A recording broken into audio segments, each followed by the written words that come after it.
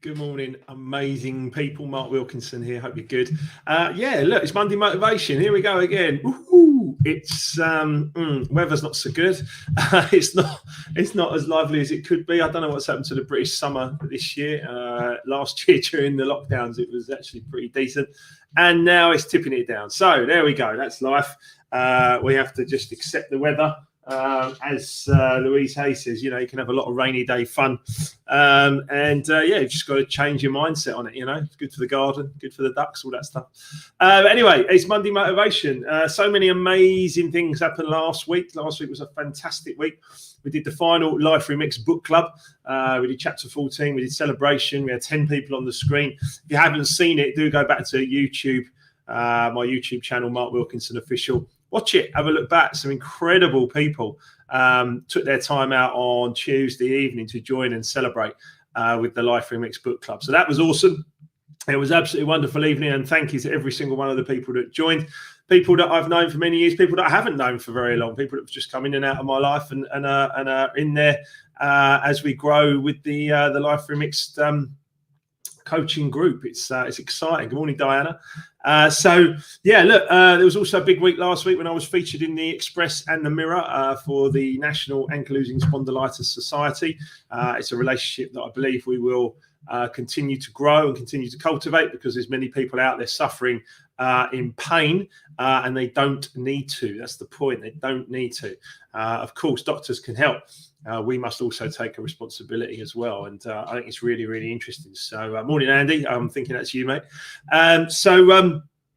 Big week last week with the book club, the Express and the Mirror features. And of course, we had the coaching clients call with about 15 people came online on Thursday evening, and we did a group coaching call, which was really excellent. We do those once a month. So good times indeed.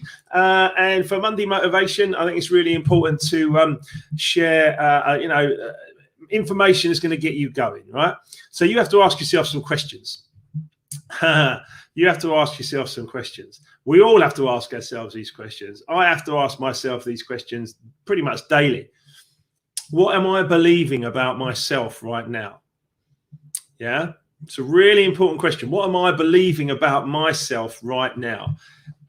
You might be fascinated to find out some answers, and it might take time as well, by the way. It might take time to delve into that subconscious, that emotional mind, and actually understand what it is going on and what you're actually believing about yourself. Is it possible with some of those belief systems might be holding you back? Now, I know mine did. I wrote about it in Life Remixed. Mine did for many, many years. My internal fears, largely, some anger as well, held me back big time. And it wasn't until the last sort of, 8 to 10 years, I've started to get myself together, dust myself off, go again, and actually create a life that I can be really grateful to be a part of. So, that's what it's about. It's about understanding that belief. Now, Napoleon Hill, I watched the Think and Grow Rich film, The Legacy, yesterday. You can get it on Vimeo. It's there to rent or to buy. It's well worth a watch. Bob Proctor's in it, of course. Quite fancy my chances of being featured in one of those one day. I think it's going to be, I think it was a fantastic film. I bought it so I can watch it anytime. It's a really good film. Just understand, trust in the process. Understand the 13 major principles of Think and Grow Rich. That's what I do. That's what I apply to my life now. I didn't before. Now I do. And things have changed like, night and day. And many of you can see the evidence, I'm sure.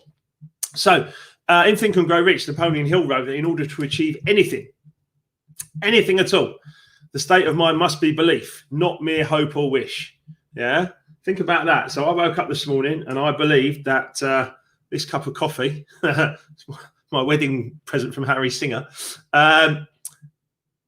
I believed that this cup of coffee, I could have this no problem with my water and everything else. Yeah, okay. I believed I could attract that. I could get it. And I got it. Here it is, right? Simple, that, isn't it? The state of mind must be belief, not mere hope or wish. Here's the thing. Open-mindedness is essential for belief. How many of us are walking around with closed minds? This is what I believe. This is how it is. And this is, there's nothing else. What would happen if we opened our minds more and actually went, is there a different way to do this? You know, do I need to worry all the time? Do I have to have anxiety all the time? Do I have to get angry all the time? You know, any of these things, you know, and then ask yourself better questions, you get better answers. So what is it about this situation that's giving me fear? What is it about this situation that's giving me anger? Any of the 7 negative emotions, of course. Open-mindedness is essential for belief. Closed minds do not inspire faith, courage, and belief. A closed mind does not inspire faith, courage, and belief. You must choose to have faith and courage and then believe in yourself. I wouldn't be doing any of this if I didn't believe that I was really good at it. Simple, right? I absolutely wouldn't be doing it if I didn't think I was any good. But I believe I'm excellent at it, and I believe I can help many, many people. I already am helping many, many people. You guys can do whatever you want to do. You can do the same, but you've got to believe in yourselves and you've got to go for it. In Life Remixed, I wrote about the beliefs that I grew up with and how they held me back and got me into my many, many failures. Yeah, those self-defeating beliefs were that life is difficult. It was a struggle. It was an unfriendly universe. My mum always told me, I believe that when I see it, Mark. Okay, you know, that was just her way of dealing with the world. But it's the wrong way round. You know, don't believe it when you see it. See it first. Don't believe. hang on. Let's get it right. Believe it first, and then you will see it. Yeah. And also had to believe, or I also chose to believe when I was younger that I had to compete with others in order to succeed. And how wrong I was about all of those things. You don't need to compete with anyone else. The only person you're competing with is this person here. The sooner we all understand that the more self-development we do, the better our outside results will be, the more successful we're going to be. Work hard on this person here, yeah, and then your results are gonna fly. It's just simple, yeah. I put this in my Monday motivation email this morning. Any negative views that you hold about yourself or the world around you, think about that, or the world around you. How many people hold negative views about what's going on in the world in this place or that place? Yeah, there's a lot of that about, isn't there? You only need to watch the news. But any negative views that you hold about yourself or the world around you will impact your self-esteem. The feelings that you carry about your personal abilities and your relationship with others. It is not worth holding on to negative views and beliefs. It really is not. A total waste of time. I know that because I did it for many, many, many years, right? I mean, the good news is, of course, and we do this with coaching, as I've worked with many of the world's finest coaches myself. The good news is you have the ability to change anything in your life, anything at all. And my Life Remixed Coaching group is clearly doing that for many, many people. And it's not just about me, of course, it's about everyone in the group and people supporting each other. It's really exciting, actually. It's really exciting. There's some beautiful things that are going on in there, and we're all helping and supporting each other.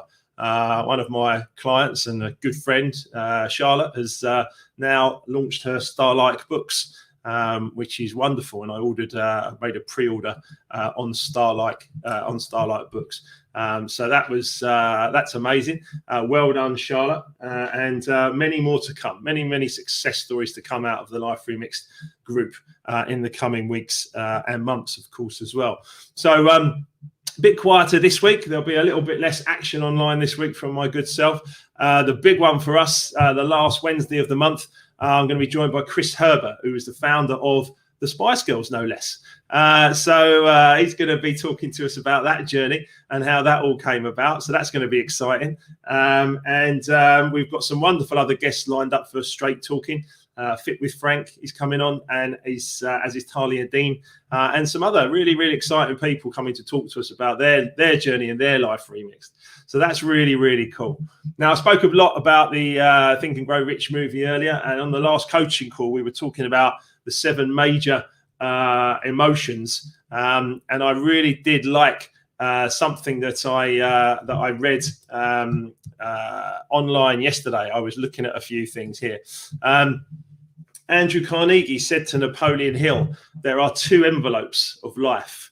Yeah, there's 2 envelopes of life for you. Okay.